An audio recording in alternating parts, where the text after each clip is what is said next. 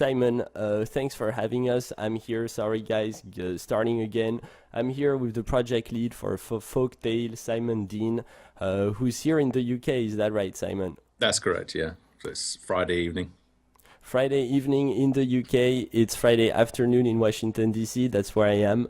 We're gonna get straight into the interview. Thanks everyone for tuning in. We have a key that the studio generously donated to us. Thanks for that. For one of the best questions in the chat. So we have somebody moderating the channel. Please ask some questions. Somebody is noting them. We'll ask them at the end of the interview, and the one we consider the most interesting in light of the conversation we're about to have right here with Simon is gonna get the game for free.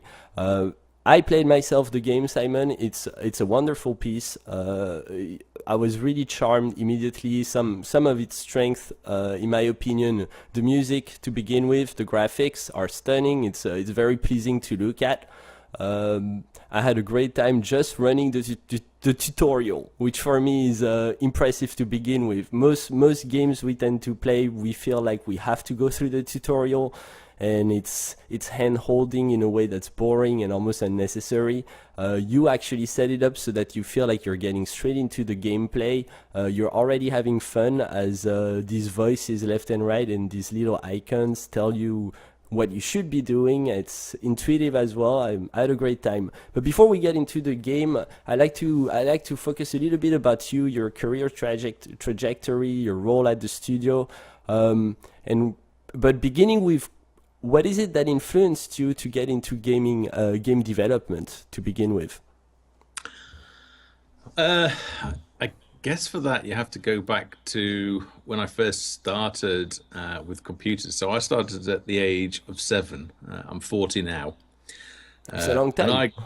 It's a long time. And, yeah, I grew up with Pong and later the Atari 2600. So Pitfall and Frogger and games like that. And then I started to learn programming about the age 10. And that continued really. So, I had exposure to the ZX81. I gotta wonder, what is it? Have you just been the motivation came from on your own at the age of 10 to start to get into that, or were you in a certain environment that made it so? No, I fondly remember it back. Before I moved up in school, so we left one school and we go to another one. I actually used to stay behind at school to use their computer, and it was an Apple IIe, which was a green screen monitor. And I remember trying to learn to write a wireframe Star Wars game. I always used to love playing in the arcades as a kid. There was this game where you would drop into the trenches of the Death Star, and it was all green screen wireframe. And I wanted to recreate that, so I didn't have access to a computer, so I started staying behind at school. This is the mid-70s. It would be the very start of the 80s. The very start of the 80s, yeah. Yeah. Yeah, I'm about 10 years behind you. Right. Okay. So let me think then. Right. So in that time, it was even more fragmented than that, because in the UK we had computers that nowhere else had. So we were on like BBC Micros and Acorn Electrons, which is what my first actual computer was. But then, I had exposure to the ZX Spectrum and the Commodore 64 and Amiga and like Amstrad and things like that. And then I finally got a PC at university, where I was reading absolutely nothing to do with games development or programming. I actually chose to read economics. God knows why. Well, I mean, one could say that there's some economics in Folktale. Well, I suppose there is. Yeah. I'm not Sorry sure to it's say. worth doing a 3-year degree for, though. But it's not a carbon copy of Call of Duty per se. So needless to say, I didn't do much studying of economics. I spent more time drawing graphics and making games with my best friend who I met at university. And then at the end of university, we were faced with what most students are faced with, which is get a job or do something else. Well, we fancied doing something else, so we set about writing a little game called Beasts and Bumpkins. We gave it a year and a bit, I think it was, and then we got picked up by Electronic Arts, EA, and they signed us. Oh wow! So we Just like worked that, on that just happened like that. well, Say- we essentially wrote to all of the big publishers at the time. I can't remember what the letter said. Please give us money, probably. but but they replied. Yeah. So we had a producer from EA came round, so an external producer that liaises with developers. He came round and had a look at the game. And we were working in my friend's parents' basement at the time. And yeah, they signed us up, and we had to meet milestones to be paid, and so on and so forth. And then they released that game worldwide. But after that, I got out of the industry and ended up doing every other job in IT. So I took a long time out. And anyway, so I finally got the opportunity in, it was 2010, 2009 actually, but 2010 really, to start thinking about what I really wanted to do with my life, having done all these other jobs in IT. So I thought, right, well, I really enjoyed games development. I love playing games. It's my passion. I really want to do that, and I'm sure many indie developers do the same thing. So let's see, it would have been early 2011. I sat down and started prototyping what would become Folktale. Okay. So that's really what got us to this stage. I mean, the motivations for making this game specifically, you probably want to cover later on, but yeah, so that's what we're doing. And then in terms of the future, hopefully, as a team, we're pouring our hearts and souls into Folktale, and many of our futures depend on how well it does. So hopefully, if we can, by doing a great job, we can obtain success and we can make another game or even a sequel. Are you happy working with people in the indie scene, the indie gaming scene? Do you find the scene that's booming, that's growing? Are you finding that it's a very creative platform where you can freely express yourself and it's full of opportunities, or do you find it a challenge at some levels that you're not going to encounter working for big AAA studios?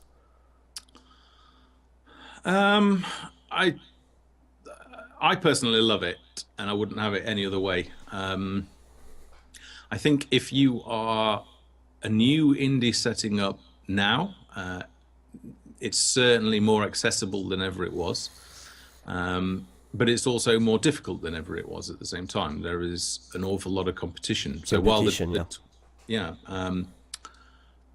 I would look at the trends that are happening within the indie scene. So at the time when we started developing Folktale, there was a bit of a gold rush going on, and a lot of developers were moving over to mobile, and not many people could sort of fund or develop desktop games. I wanted to stay true to the games that I enjoyed playing for the last 20 years prior to that, which were desktop games. No, not 20. Well, no, not far off. Which were desktop games. So we stayed to that, and because desktop games, you can obviously have all the power of the PC, you can have better graphics, more content, you're just not constrained in the way that you are on mobile. So we stuck, while everybody was rushing off to farm gold, if you like, in mobile, we stuck with we can appreciate that as PC gamers. I think all of us can appreciate that. Yeah, I'm not much of a mobile gamer. I don't think I think Folktale would not it'd be very hard to make that game, even on an iPad. Maybe have you guys considered the iPad as a platform? I did actually. Yeah, at one point I imported some assets into iOS and had to play around, but I wrote it off. The amount of content that we've got to fit in memory just wouldn't happen on an iPad. How was your experience working through Steam? Steam are great. I mean, They love you. I mean, you're high up on their ranking ladder in the sense that they advertise your sales. You're not Steam Greenlight at all. You're the real Steam. When you purchase the game of Folktale, it feels very mainstream. Well, we went through Steam Greenlight. We got greenlit in the second month, which would have been October 2012. So we were very much a game that was wanted, and we got through that. I think by the time we launched in early access, I think we had something like 200,000 votes on Greenlight, which compared to what it gets nowadays, it was Yeah. a very different beast back then. So we went through Greenlight, and then we went. Well, we were actually preparing for a Kickstarter campaign because obviously we needed funding. And Steam are very good at throwing curveballs in the industry. They come out with something new. That's interesting. They can completely change the industry and the way it works, especially for indies. And I mean, Greenlight was the first step, and we were very quickly to recognize the opportunity that presented. And again, well, we were preparing for Kickstarter because that was really the only funding source that was available for a game of our size, other than going to a publisher. Yeah, of course.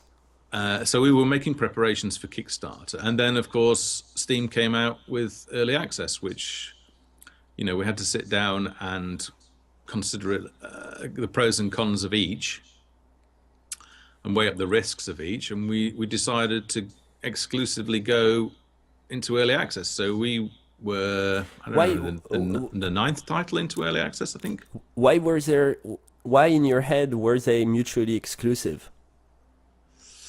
Why was it Kickstarter or Steam? Well, bearing in mind there was no history at that point, so we didn't know much about early access. As at that point in time, it was viewed very much as an alternative and a competitor to Kickstarter. It was only later did it become established that the route would normally be through Kickstarter and then onto Steam. So that's very important to remember that we were among the pioneers of that. So we were learning as we went, and so was Steam. But as a distributor, Steam are fantastic. But the reason why we get featured and supported by Steam is because of the volume that we ship. Steam don't do it because they like us. They do it because they can make money. Yeah, of course. Like it's a business like any other. Yeah.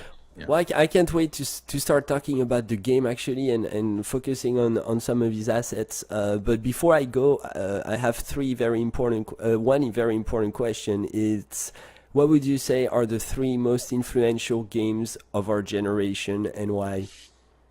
Whose generation? Yours. I'm 40 years old now. It's yours. My generation. Right, okay. Sorry to say. I should have a long grey beard by now. I'm 33 years old, so I'm not too far behind. Okay. Right. Okay. I think for my generation, the original Elite has to be up there, just because it managed to fit an open world into 32K of memory. When you think about the size of how much memory available is now, I mean, games typically hover around 1.5 gigs of memory. So we're not even talking 1.5 megabytes. We're not even talking 150K. We're talking 32K, and to fit a game into that, I mean, that was David Braben was incredibly innovative in that, and I played that game for what felt like years. I mean, so that was a key game. It changed the way the games are coded. I don't know about that as such. As far as it changed the way at least games are formatted to fit that much content into so little space. It was certainly maybe like the father of procedural content. Yeah, for sure. So it made us realize what was possible. I mean, bearing in mind when Elite came out, I think I was 11 or 12 years old. So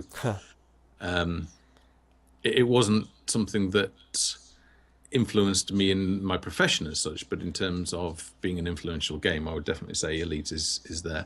Now, I've actually got the new one, but I've yet to get my teeth into it. That's one problem of being a games producer is that you don't you actually have very get to little play time any to- game.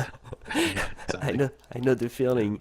And in the genre of folktale, a game that seriously influenced the way you made the game, or at least were motivated to build the game. Well, in terms of other influential, I'll come on to those, but in terms of other influential games, I'd say Wolfenstein, which eventually led on to Doom, so ID Software, Yes. id Software. Wolfenstein was really the starting point for defining first-person shooters. So I think that was incredibly influential in shaping games of our generation.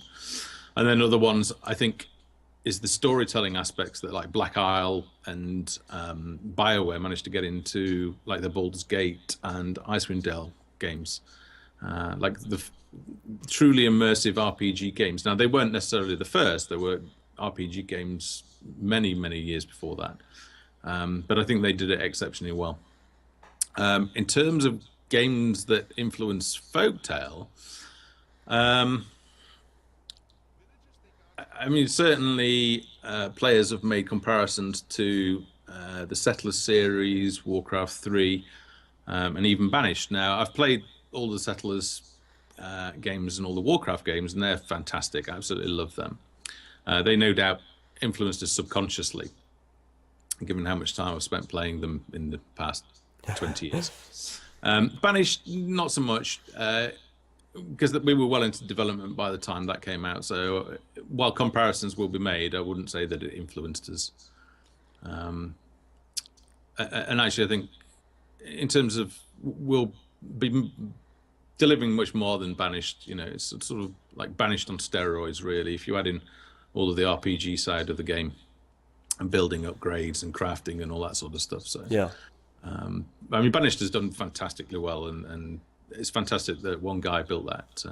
It's one guy. Yeah. It's amazing we've had quite a series of interviews with just a team of 3-4 guys, and we're expecting an office of 15-20.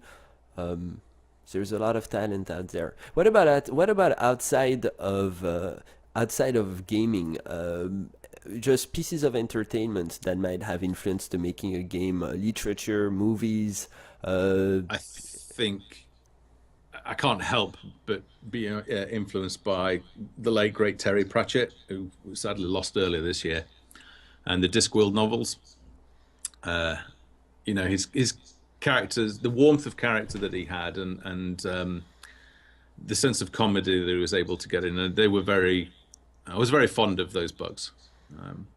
So I think some of that has definitely influenced us in terms of the sort of vision that you get of the cities that he wrote about and the people that are in it. I think some of that has no doubt influenced me. Why folktale? And we can even focus on those two words, folk, tale. Can you kind of share the history behind the making of the game? Yeah. The fantasy, the world, the universe. I like strategy games, and I've always liked city builders, and I've always liked RPG games, and I like RTS games as well. You know, like Warcraft 3, and way before that, Command and Conquer. Yeah, great games. Yeah, great games, but they were always on their own. You know, you got a city builder game, or you got an RTS game, or you got an RPG game. And what I wanted to do, I guess, like many developers, they say, what would your dream game be? And for me, it's a fantasy city builder with an RPG side that feels like a bit like an RTS, and there isn't much out there like that. It's quite unique, actually. Yeah, it's a very unique blend, and it's almost you play it and you have to ask yourself why it hasn't been thought of before. The ability to equip, to level up almost like an RPG, and get your townspeople up there so that they can go out there and fight the hard stuff. And at the same time, there's the entire simulation aspect of a game that goes in depth with managing resources, and it's very well done. Thank you. I think it's about pushing boundaries, and it's what the games industry does best. You know, it's more and better year on year. You know, we get more resources in terms of PCs and what they can run, so we can achieve more in the games. But yeah, the reason why I wanted to make Fotel was because I love those types of games, and what I really wanted was all of them together in one game. So I was living in Shanghai in China at the time, and I couldn't work because I didn't have a work visa. So to keep myself occupied and entertained during the day, I sat down, started dusting off my old game development skills, and started to work on a prototype, and it grew from there, really. Well, let's focus on the game itself, and this is really the moment for your promotional piece, Simon. But it's the way I like you to present it. This is a genre that's got a lot of titles out there. There's a lot of simulation games, a lot of great RPGs, and options are many for the PC gamer. So why do you think people should pick Fotel and just go with it? Well, before I say that, I just want to mention the team. Sure. Because really, Folktale wouldn't exist without the team. We're gonna get into the team. We're gonna get into the aspect of building the team, but if you want to do that first, I'm happy to. Okay, I'm always conscious about talking about. We're going to how I got started and you know how. Oh yeah, I worked on the prototype, but ultimately it's the team that's making this game. But no, I mean I can go on and answer in terms of. So you're saying that the genres, there's a lot of consumer choice, but I disagree because it is multi-genre, and there aren't many games out there like that. I think yes, there are plenty of city builder games. Even that is drying up as a field. You know, you only have to look at what's happening with AAA games and publishers. SimCity was a bit of a blunder. Tropico 5 did average at best. I'll have to agree with you. Yeah, and that's going to scare publishers. Publishers, much like their Hollywood counterparts, are becoming increasingly risk averse. You know, their budgets are getting bigger and bigger and bigger. And if you were to bet $500 million on a game, you're going to look at what has sold the most in the past, aren't you? And that's generally why you get the same films and the same games coming out of the big studios.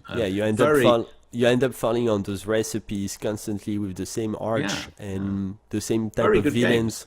Good games, I mean, engaging games. Call of Duty that I just talked about. I have fun going through the solo campaign. You know, it's just very well executed. Is it artistic and creative? I don't know that it is.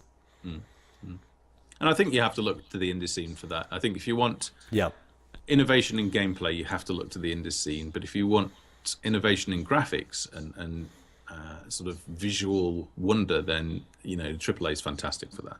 What's surprising though is I think you talked about the wonders of Steam, and of course it's a business. But what's interesting to see is the indie scene in the movie making industry is is completely suffocated by just mainstream movies. It doesn't really it doesn't get a lot of demand, whereas indie games get a lot of. I mean, there is a high demand for indie games. There's tons of PC gamers. I wouldn't say maybe a majority of PC gamers, but a very large percentage of the fan base addicted to indie games. It's a huge platform, and people play them constantly. So I think I might as well be bold and say it's a lesson for Hollywood to learn, because it's proof that people want more, and people do want creative minds, artistic talent that are producing games that are original like yours, that are risky. So I'm hoping the industry doesn't go that way, but I'm wondering what you think. As the industry continues to evolve, do you think they're going to keep getting more and more risk averse, and 20, 30 years from now, we're going to end up with the same Hollywood movies just on your PC? Are you going to have Arnold Schwarzenegger when he's 90 years old in Terminator 10? Yeah. Yes, I do. I think they will continue to invest in sort of off the books indie departments. So they might fund indie titles that show promise. I think some of the console manufacturers are sort of doing the same thing. They're looking to indies now, just because the number of releases that come out each year from AAA studios is drying up. You're getting less and less because the budget is consuming much more budget, so you're getting fewer titles. And I think most people will buy those games, but what about all the months in between where you're waiting? I mean, The Witcher 3 is out Monday. 4 days time? Monday at 4 p.m. Monday. Yeah, you're bang on it. Yeah. I mean, I'm excited, I'm not going to deny I'm excited to play The Witcher 3. I think most of us are. And it's, would you call The Witcher 3 mainstream? It comes from Europe. It's still a studio that has trouble communicating with press in English. I imagine that there's a lot of artists in that studio that really care about making the game unique and creative. I don't know how much of the messaging, how much of the creativity is being controlled or owned by the publisher. Well, CD Projekt Red or whatever, weren't they the original developer? So it's still controlled by them essentially. I mean, I might be wrong, but I'm pretty sure you're correct. Team. So the integrity of their creative vision can remain intact. I don't think they will be under pressure to release it before it's ready. So I think that is probably one of the more innovative titles, and right. It has AAA production quality and budget, but I think it's also got that edginess that you might sometimes see from indie games, and I think that's probably to do where it's come from. Are you going to play the game? I'd love to, but I'm not going to have time. A game like that, you want to be pumping 100 hours into, and I don't. I literally have an hour or 2 hours a week. It's the same reason I gave up playing MMOs. I just don't have the time anymore. I hear you. Let's focus on the studio and the making of the studio games Foundry. Are you the person who brought the team together? Yes, yeah, I am. You brought the team together. How did you go about that, and who are some of the key players early on? Well, going back to when I was in Shanghai, so I worked on a very ropey prototype, and I put that out and shared that in the game development community, and I was able to attract a couple of an animator and an artist, so Tom and Rich, and they got involved very early on, and they're still with us. They're still very much part of the team, and in fact, it wouldn't surprise me if they're watching the stream today. I'm hoping so. Yeah, so we really grew from there. So we risked a lot of our own money at the end of the day to get to the point of launching in early access, and I personally was down. I'd probably do it in US dollars, so I don't know, $100,000. Oh my God, Jesus! Pardon my French. Yeah, so it's, and I think. And that we all work from home. That says something. I mean, that says something about your personal investments in this game. Yeah, it kind of makes me laugh when you read some of the comments and reviews and stuff like that about motivation to finish and stuff like that, and like. Well, are you facing a when lot you've of got criticism? something. I don't know. People sometimes talk about investing. They've invested however much in the game, and sometimes you do feel like saying, well, how about taking on the risk that I've taken on? Yeah, but I mean, I feel like Kickstarter just is it's the internet, it's the web, and Yeah. Kickstarter immediately makes you look that way. I hear a lot of skepticism as much as well as Kickstarter works. I also hear a lot of skepticism when it comes to what you get out of your money. It's not really a donation, is it? It's a donation with expectations, and I think that breeds a culture of hatred around even some of the most beautiful games. I mean, or I personally made some mistakes during the development of Folktale. The first one is that, with hindsight, I recognise that we launched too early into early access, but we didn't know what it was at that point. It was the way it was being pitched. It was interpreted as an alternative to Kickstarter, and that's what we went with it. So, and we paid the price for that because by launching too early back when we did, I think people's expectations, we weren't able to make them. So we why the early push? Just because out of the excitement, or just because? funding. Yeah. Funding. I couldn't afford to keep funding it the way that I was basically going to run out of money. Now I know that the guidelines have changed since, so we wouldn't do. I wouldn't do early access until literally 6 months off launch now. What were some of the most expensive components of building the game early on? Of course, outside of keeping you guys alive. That was it, pretty much. Yeah, well, software licenses. Yeah, I'm sure that goes That pretty was a up. big chunk, but mostly I would say it's living costs of a team. What were the softwares? What are some of the key softwares that are used to develop the game? Well, we use Unity, Yeah. and have done since day one, I think. So you get. It's interesting looking at what's available in Unreal Engine and what's going on with the changing pricing and stuff like that. So, but yeah, we use Unity, so it's most of that. In terms of what the other guys use, they use different packages. They use whatever they want to use. But in terms of common package, yeah, we use Unity. And outside of funding and Kickstarter and just just the money issue, what other challenges did you guys face as a team in developing the game? I think it's well known, it's certainly in our community, that following green lights. So prior to green light, we didn't have access to much of a community at all. Okay, And green light suddenly gave us a massive community. massive boost.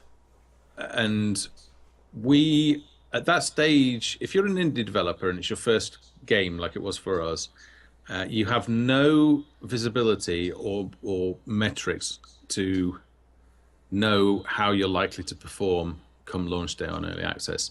So I needed to make sure that we were going to make a game that players wanted to play. So we decided to ask. Prior to that point, we'd been developing Folktale as a linear campaign game. So you'd play through a scripted number of levels, and you might play through it once, maybe twice, and then pretty much it would have sat on your shelf collecting That sounds virtual like dust. my love affair with Civilization. Yeah. So we asked. We said, right, do you want more of a sandbox experience? Do you want us to continue making the linear campaign, or do you want multiplayer? And we asked it both on Steam Greenlight and on our Facebook page, and the results were surprising. So sandbox came back first, and then campaign was close behind, and then multiplayer was way behind. So at that point, to make sure that we had the best chance of giving players what they wanted, which was ultimately lead to the best chance of success, I decided to change to become more of a sandbox game. Now, that caused a lot of problems, even though on launch day it clearly said in the early access box that we are developing this game as a sandbox. We got hammered quite a lot by some critics for saying that we changed the game. So firstly, they misunderstood, thinking that we changed the direction of the game after launching in early access. and no amounts of posts and links, highlighting the actual online questionnaire that we'd asked about this. None of that Well, because seemed to convince them. that doesn't serve their purpose. No, right. So, and by changing that, changing to sandbox, we essentially lost a year because we had to develop the game from scratch. Oh, And during that time, while we were working on redeveloping it and developing all of the core foundation for sandbox, we weren't able to update the game that we'd gone live with. so you had to So backtrack. we were getting slated for making no progress, which was completely understandable because players would open up the game, go into the original tutorial, which was very much a linear campaign-based experience, and then they'd see no updates because we weren't working on that because it was going to get scrapped as soon as we were ready to launch sandbox.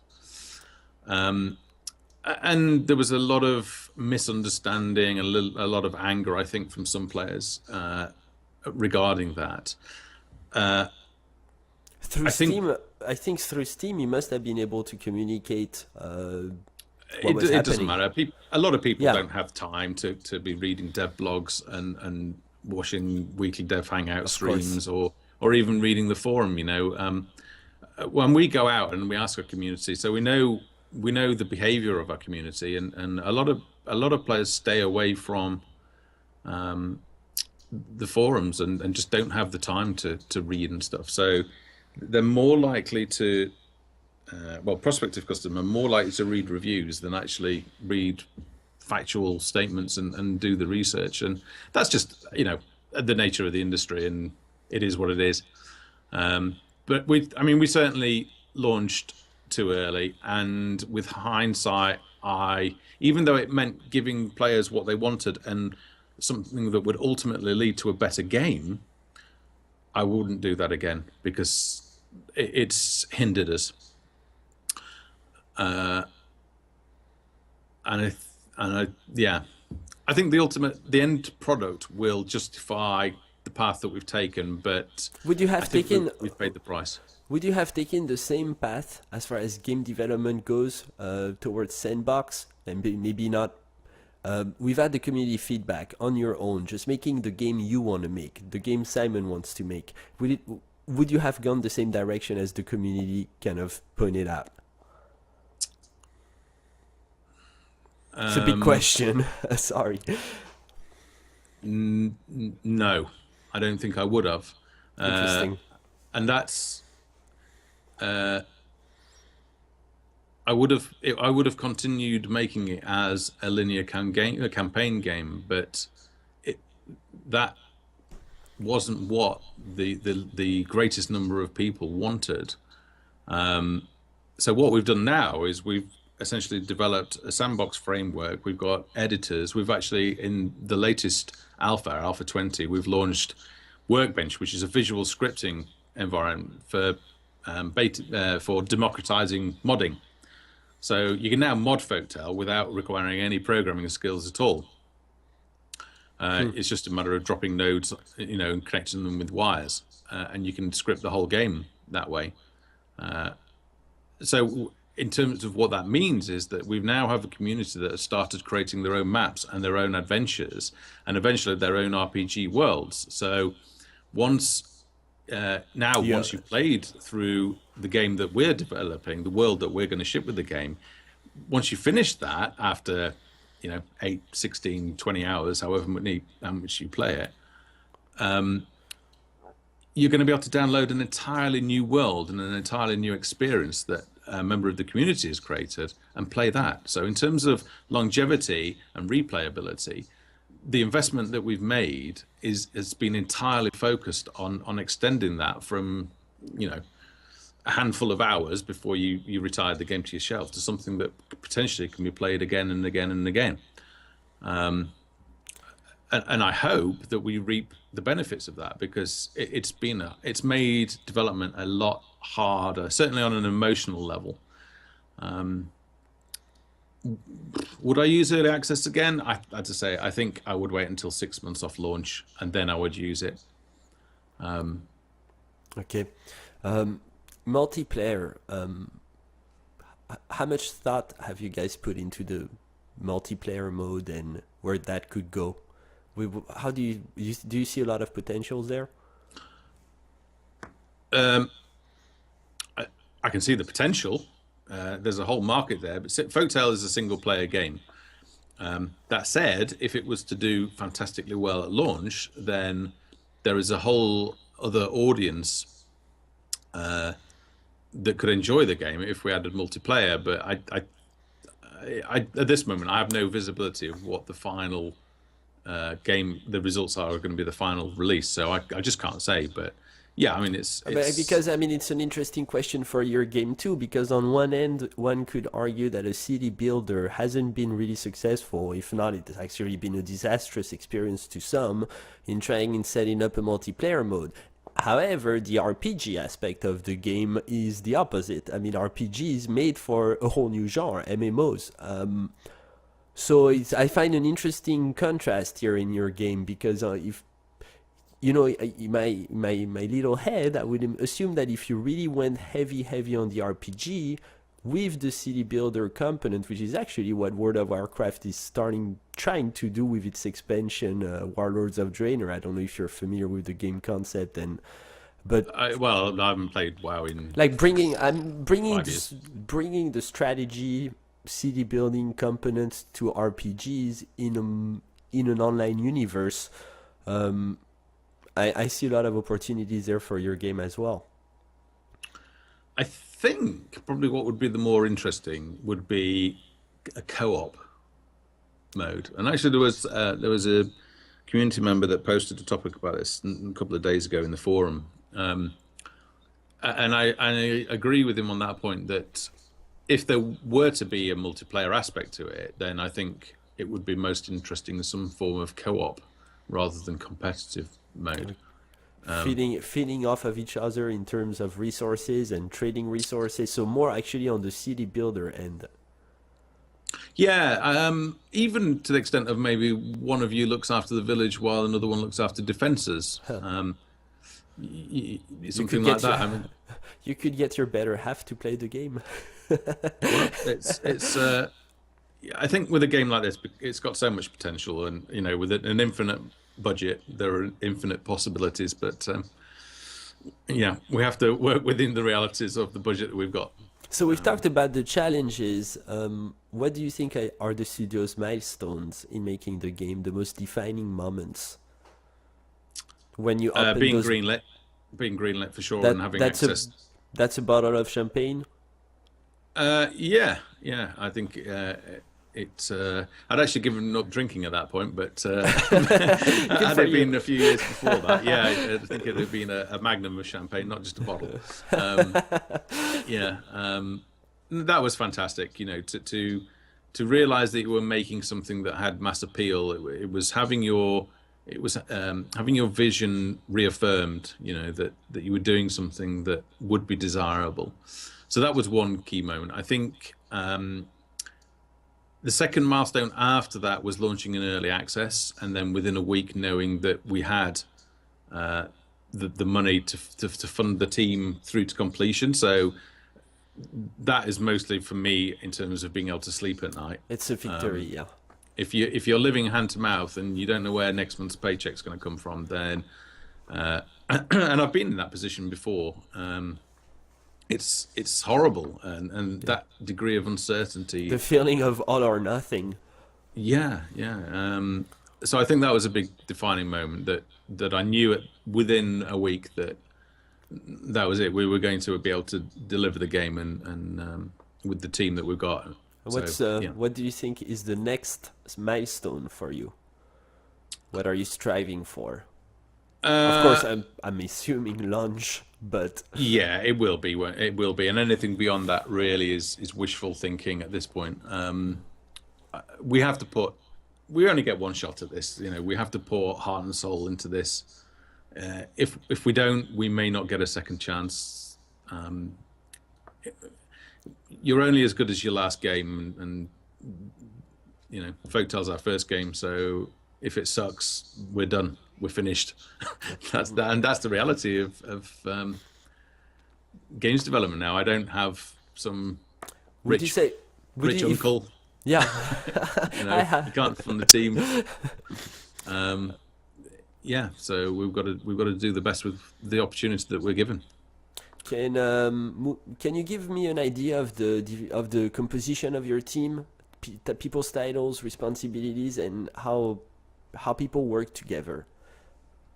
This is quite interesting, and I used to think we were unique in this, but there's a couple of studios that are set up similarly. So we're a team of there are 8 of us at the moment. So there's a dedicated character artist. So Alan, he's a character artist. We've got a dedicated animator, Tom. We've got a dedicated environment artist, an FX artist. We've got a texture artist, dedicated illustrator, programmer, and myself as a producer. So I suppose there's 9 if you include Mag, who's the games musician, but he tends to work in slabs of months and like we'll write the whole soundtrack and then stop. So musicians typically aren't engaged full time on, certainly on indie titles. I don't know about on AAA. But in terms of the way we work, we span 15 time zones. So yeah, so there's always something happening and there's always somebody online. So we try and or and we've been doing it for a long time. So we've set up processes and the way we work, everything is online. So, you know, all the source code is managed online. So Aaron, who's in Sweden, and myself can grab the code, and Rich, who's in the States. We're art team heavy. So 4 of the guys are in the States, in the US. We've got 1 in Canada and 1 in Australia. So we use Google. That makes a Skype call a bit difficult to orchestrate, I assume. Well, we just sort of have a rolling hangout. So Google are fantastic, and they are really facilitating the modern indie, and companies like GitHub and Bitbucket and companies like that, because we can. Like, we're entirely paperless now, and all of our documents are online, and we can share them, and we can share our screens, and it's just really like being in a normal office. It just makes having a Christmas party a bit difficult, because I can't, you know, we can't blow money flying everybody to one location to celebrate. So, but yeah, we like it. You know, we have flexible hours, so. Some people are night owls and work best at night. Other people, you know, need to get up in the morning and work that. And we can support that because it's essentially 24-hour rolling development. And yeah, so and it works. And we've been doing it for a long time now. So. And so you're not working with a publisher. So there's no publisher behind the developers. It's all through Kickstarter. Through early access. Yeah, we self-publish, so Steam acts as our distributor. I don't want to ask a tough question, but is there a reason you stayed away from the wonderful world of publishers? I didn't want the constant milestone pressures that often lead to corners being cut. Are there a lot of those pressures? Sorry, say again? Are you going to find a lot of those pressures when you work with publishers and you require not a hefty budget, but you require a budget? Yeah, you will face it because payments tend to be staggered, and to get your next payment, it's a bit like the Greek debt and getting bailout funds from the IMF. Really, okay, you've got to meet certain milestones. Yeah, well, you can imagine what stress Greece are under right now.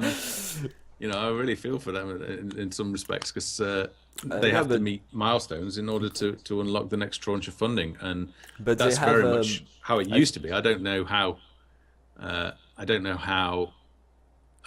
Oh, question. Do you want something about questions sounds? RIP questions sound. Maybe the volume's changed. Rest in peace questions sound. No. I think that's just people commenting. RIP sound. Anyway. They tend to do that. Okay, so we didn't want to be put in that position where we're compromising on quality and creative integrity just to make sure we can get paid.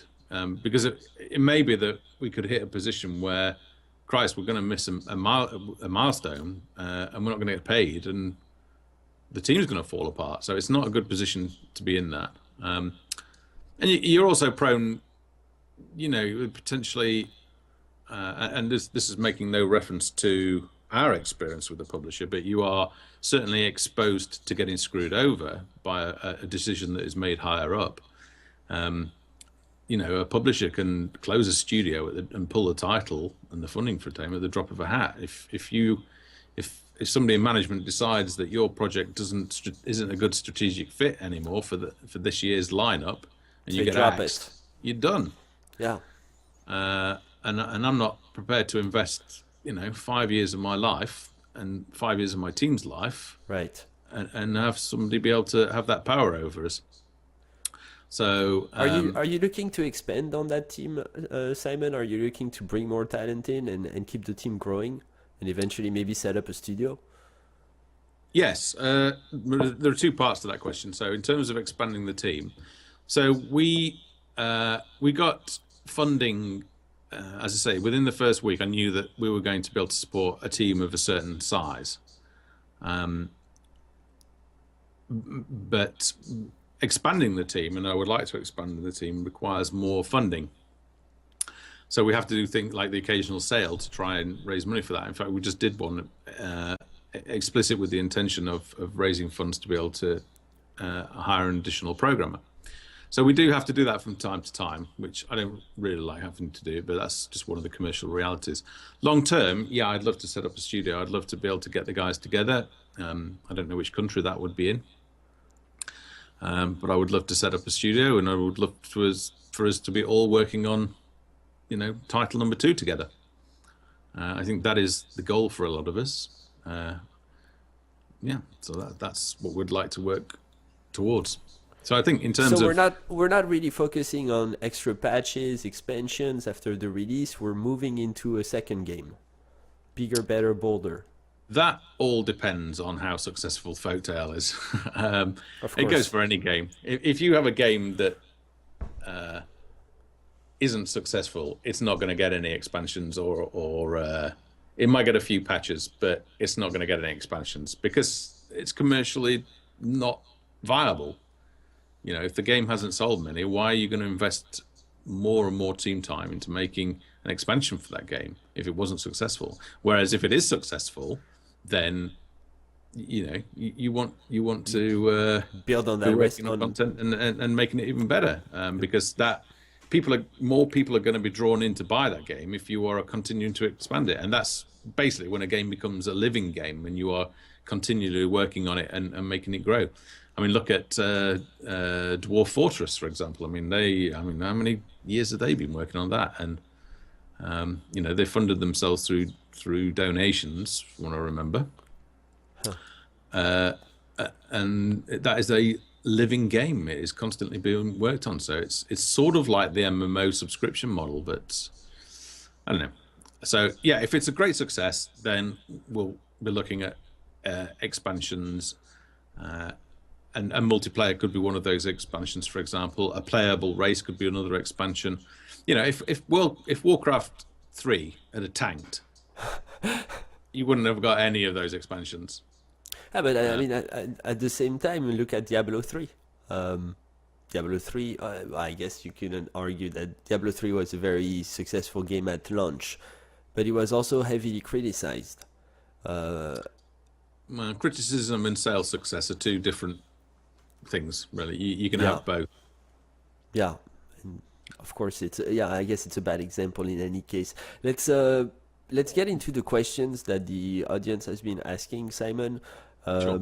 I'm going to start with some very basic one. The game will work on both iMac and Windows 7? Yes, Windows, yeah. So it should work on several different versions of Windows. Okay. Give me 1 second.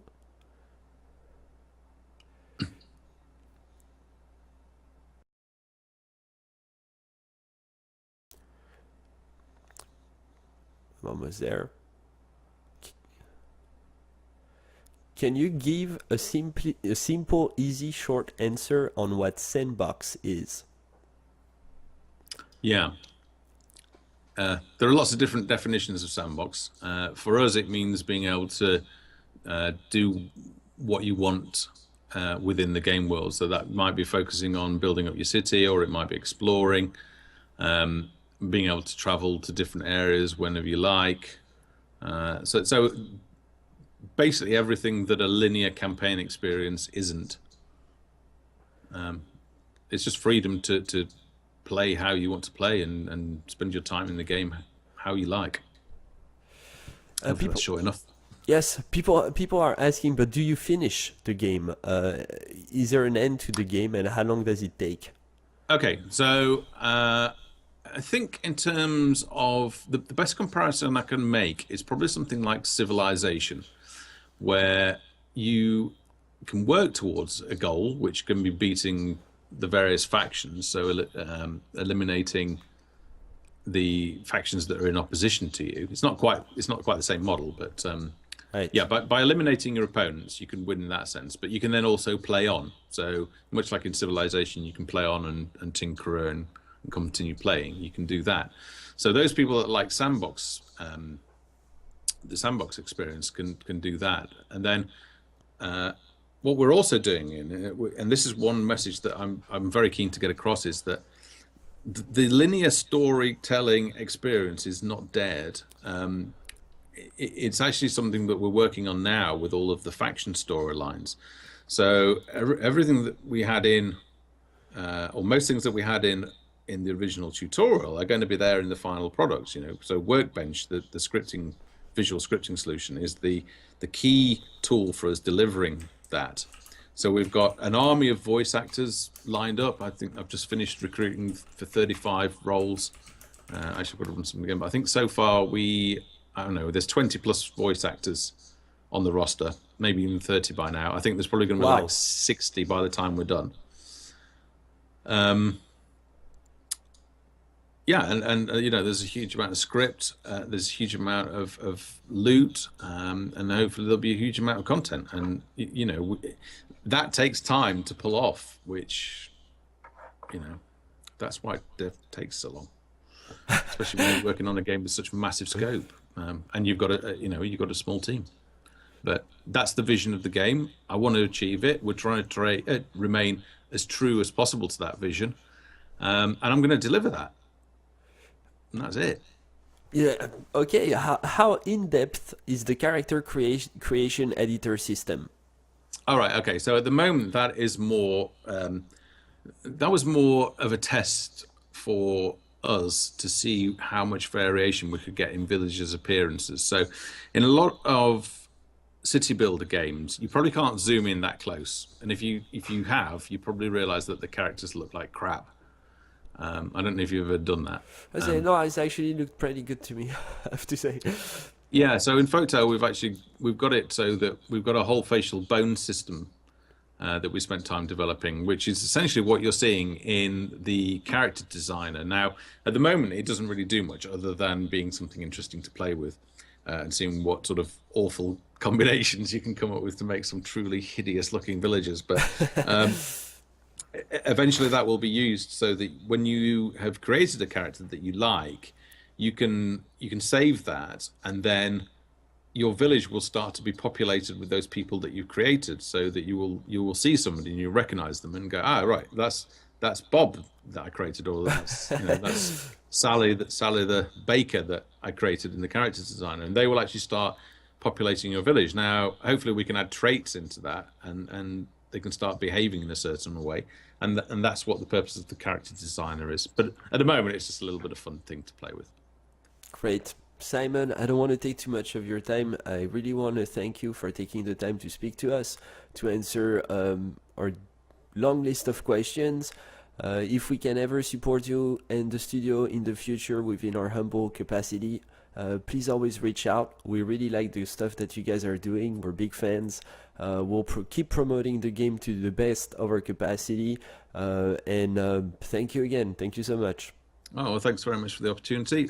Hopefully everybody that watches it from the Folktale community will consider following you guys on Twitch, so twitch.tv /opnoobsonline. Check them out. I've been checking out some of your content myself, so I think I'm following. So thank you. Wonderful. I'll be sending you the link once the interview is published on the homepage. The key is going to be given away to the best question, whether it was asked or not, in the aftermath of the interview. So please stay in the channel. People who asked a question, we're going to send you a message. Simon, again, thank you so much.